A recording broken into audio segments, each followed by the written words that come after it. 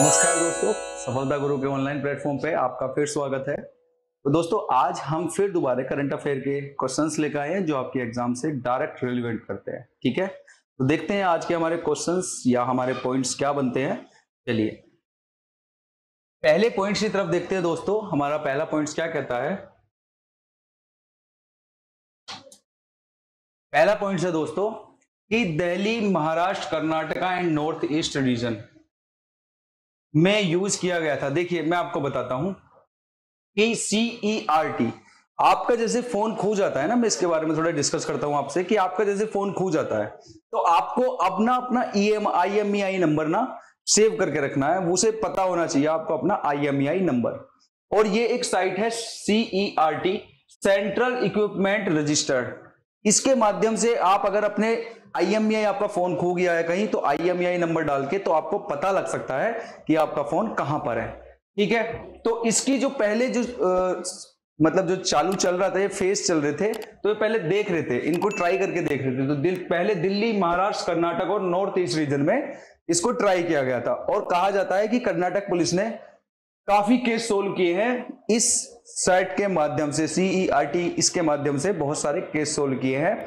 और case solve करने का मतलब दोस्तों, जो खोए हुए फोन थे उनको पा लिया है, ढूंढ लिया है, और बहुत सारे फोन अभी भी सर्चिंग में हैं। ठीक है, तो ये एक सफल परीक्षण रहा है। तो क्या था दोस्तों? CERT, सेंट्रल इक्विपमेंट रजिस्टर को C. इसको किसने दोस्तों, किसके द्वारा लॉन्च किया गया है? CERT को, इसको लॉन्च किया गया है C. Central for department of telecommunications, इसके द्वारा इसको लॉन्च किया गया है। ठीक है दोस्तों, IMEI नंबर आपको पता होना चाहिए। आप अगर अपना IMEI नंबर साइट पे डालेंगे तो आपको पता लग जाएगा अपने फोन की लोकेशन। और ये किस फोनों के लिए किया गया है? एंड्रॉइड फोनों के लिए, वरना एप्पल के जो फोन होते हैं उनको तो अपनी एप्पल ID होती है। ठीक है, और IMEI की अगर फुल फॉर्म की बात करें तो इंटरनेशनल मोबाइल इक्विपमेंट आइडेंटिफायर, ये IMEI नंबर की फुल फॉर्म होती है। अच्छा, आपको अपने IMEI नंबर कैसे पता लगेगा? तो आप डाल सकते हैं *#06#। आप अपने डायल पैड पे इसको डायल करेंगे ना, तो आपको अपना IMEI नंबर पता लग जाएगा, जिसे आप लिख के भी रख सकते हैं। तो अब ये फीचर्स चालू हो गया है पैन इंडिया, मतलब पूरे भारत में ये सभी एंड्रॉइड फोनों पे अब काम करेगा। पहले कहां काम कर रहा था? दिल्ली, महाराष्ट्र, कर्नाटक और नॉर्थ ईस्ट रीजन में। अब पूरे इंडिया में ये चालू कर दिया जाएगा। ठीक है, क्या? Central equipment register.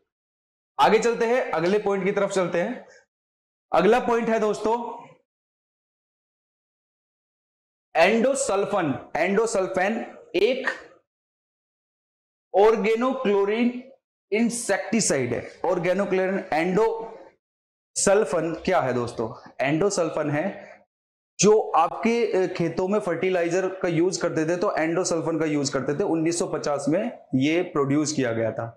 ठीक है, तो इसकी वजह से क्या होने लगा, ये जो फर्टिलाइजर है ये जानवरों पे और इंसानों पे इसका इफेक्ट पड़ने लगा, जिस कारण से केरल में बहुत सारे लोगों की मौत भी हुई और बहुत सारे लोगों के मतलब जो बच्चे हो रहे थे, जो जन्म लेने वाले बच्चे थे, उन पे बहुत इफेक्ट पड़ा, उनके नर्व सिस्टम पे इफेक्ट पड़ा, उनकी बॉडी पे इफेक्ट पड़ा, जिस कारण से वो हैंडीकैप पैदा हुए। ठीक है, तो ये केस जो चल रहा था, ये केस सुप्रीम कोर्ट में चल रहा था और ये कंपनसेशन मांग रहे थे केरल के लोग। अब सुप्रीम कोर्ट ने बोल दिया, किसको? केरल को, केरल सरकार को बोला कि अभी जितने लोग बच रहे हैं उन सभी को कंपनसेशन दिया जाए। ठीक है, तो हमें इंपॉर्टेंट बात यह है कि एंडोसल्फन क्या है? एक ऑर्गेनोक्लोरीन इंसेक्टिसाइड है जिसका इफेक्ट ह्यूमन और एनिमल्स पे पड़ता है। ठीक है, ये क्वेश्चन आपका आ सकता है। और दूसरा, इंट्रोड्यूस कब किया गया था? इसे इंट्रोड्यूस किया गया था 1950 में। और किस नाम से ये बिक रहा था? ये था थायोडेन नाम से इसको बेचा जा रहा था। तो ये हमें पता होना चाहिए। किस पे इफेक्ट करता है? ह्यूमन बॉडी और एनिमल्स पे इसका इफेक्ट बहुत बुरा होता है। ये क्वेश्चन आप कहेंगे कि सर ये करंट में तो चल नहीं रहा। करंट में चल रहा है क्योंकि अभी सुप्रीम कोर्ट ने केरल सरकार को ये बात बोली है। ठीक है, और किस बारे में बोली है? इस तरीके से क्वेश्चन उठ सकता है कि कौन सा फर्टिलाइजर था जिसने एनिमल और ह्यूमन पे बहुत इफेक्ट किया, जिसकी वजह से लोगों के साथ बहुत गलत हुआ, कुछ लोग मर गए, कुछ जानवर मर गए, कुछ जो बच्चे जन्म लेने वाले थे वो हैंडीकैप हुए। ठीक है, आगे चलते हैं अगले पॉइंट की तरफ। अगला पॉइंट कहता है दोस्तों हमारा, अगला point, UPSC union public service commission, बहुत इंपॉर्टेंट क्वेश्चन है कि यूनियन पब्लिक सर्विस कमीशन के नए चेयरमैन बनाए गए हैं जिनका नाम है मनोज सोनी। यूपीएससी के नए चेयरमैन बनाए गए हैं जिनका नाम है मनोज सोनी, और जो पुराने चेयरमैन थे उनका नाम था प्रदीप कुमार जोशी। तो ये हमें पता होना चाहिए। अब आते हैं यूपीएससी के जो मेंबर होते हैं और जो चेयरमैन होते हैं उनको अपॉइंट कौन करता है, तो प्रेसिडेंट के द्वारा उनको अपॉइंट किया जाता है। और उनको निष्कासित कौन करता है, तो निष्कासित भी उनको प्रेसिडेंट ऑफ इंडिया के द्वारा ही निष्कासित किया जाता है। ठीक है, आर्टिकल, किस आर्टिकल में यूपीएससी आता है, ये हमारा 312 में यूपीएससी और SPSC, state public service commission और यूपीएससी 312 में ये आर्टिकल में आते हैं। ठीक है, अगर टेन्योर की बात करें तो टेन्योर कितना होता है, 6 वर्ष का या फिर 65 वर्ष की उम्र तक। अगर कोई 6 वर्ष हो गए हैं तो उसका टेन्योर खत्म हो जाएगा, कार्यकाल खत्म हो जाएगा, या फिर 65 वर्ष का हो गया तो भी उसका कार्यकाल खत्म हो जाएगा। क्या एक बार कार्यकाल खत्म होने के बाद दोबारा अपॉइंट हो सकता है वो इंसान? नहीं, एक बार अपॉइंट होने के बाद दोबारा वो अपॉइंट नहीं किया जा सकता। तो ये सारी चीजें मैंने लिख रखी हैं। एक और चीज है कि सैलरी, पेंशन, अलाउंस किसके माध्यम से दिया जाता है, कहां से दिया जाता है, तो ये बड़ा अच्छा क्वेश्चन है कि consolidated fund of India, India का जो कंसोलिडेटेड फंड है उससे इनको सैलरी, अलाउंस, पेंशन दिया जाता है। ठीक है, आगे चलते हैं अगले क्वेश्चन की तरफ, अगले पॉइंट की तरफ। याद रखना है मनोज सोनी जो नए चेयरमैन बने हैं, प्रदीप कुमार जोशी पुराने थे। इंडिया ने अब डेंगू के लिए, देखो इंडिया ने डेंगू के लिए एक नई वैक्सीन बनाई है। डेंगू का आपको याद रखना है कि डेंगू का जो वैक्सीन है कभी भारत के पास नहीं थी, वो बाहर से ही वैक्सीन मंगाता था। तो अब भारत अपने आप ही डेंगू की वैक्सीन बनाने में लगा हुआ है। उसके 2 फेज पूरे कर चुका है, तीसरा फेज अभी चालू है। तीसरा फेज अगस्त से ये रिलीज कर देंगे इस डेंगू की वैक्सीन को, ये पता होना चाहिए।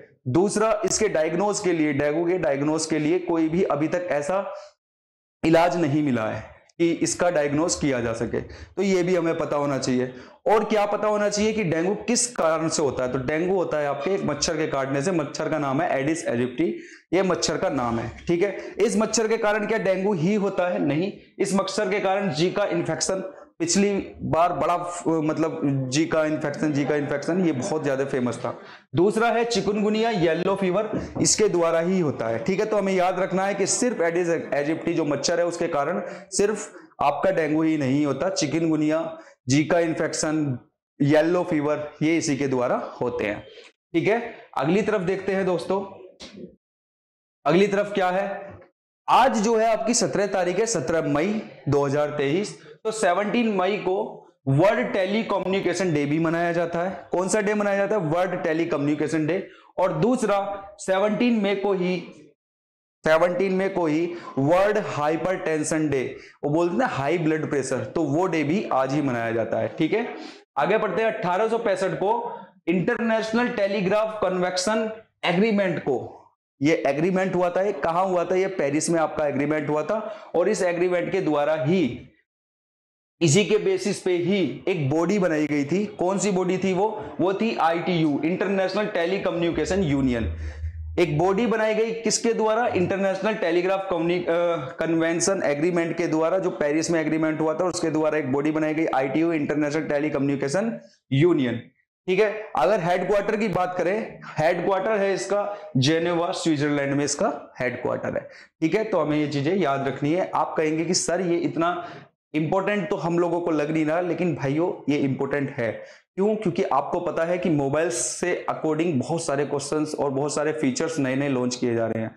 मैंने आपको बताया था कि अभी प्रधानमंत्री नरेंद्र मोदी जी ने बोल दिया है कि जो भी मोबाइल मैन्युफैक्चर किए जाएंगे उनमें FM इंस्टॉल होना ही चाहिए। दूसरा, मोबाइलों के लिए जो मैंने बोला था कि वारंटी नहीं खत्म होगी, उसके लिए भी एक नया पोर्टल चालू किया था। फिर अभी आपने देखा होगा कि आज वर्ल्ड टेली कम्युनिकेशन डे है।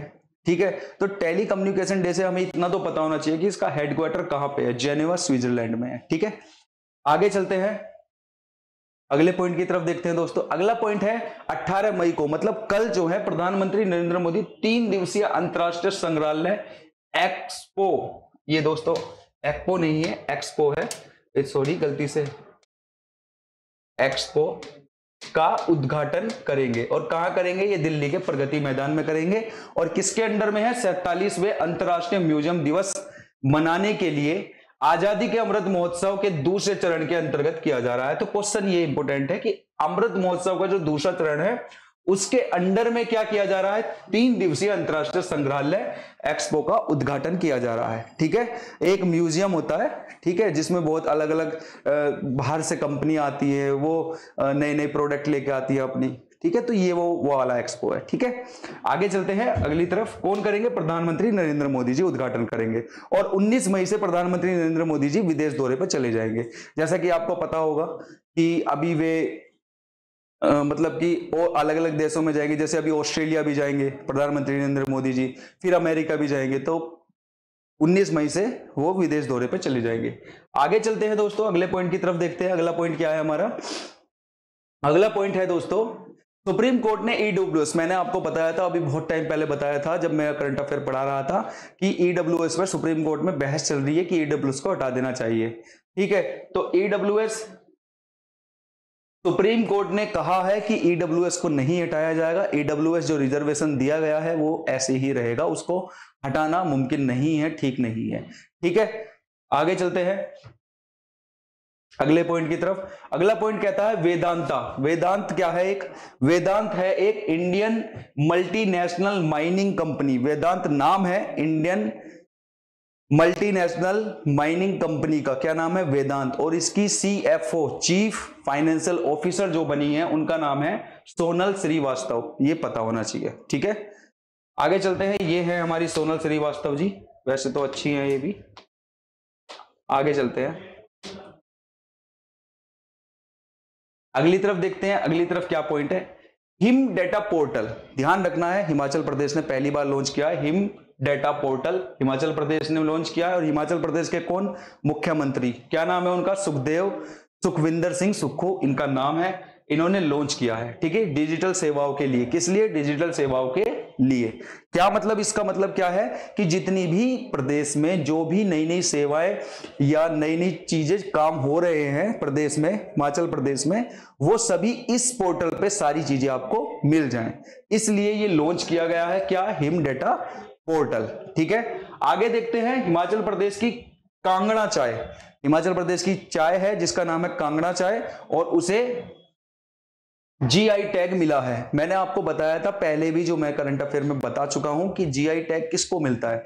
GI टैग की किसी प्रदेश की कोई जगह है और वो जगह में कोई एक नया चीज जो है, जैसे यहाँ पे चाय है तो ये एक स्पेशल चाय है यहाँ की, ये यही मिलती है और काफी वर्षों पुरानी है।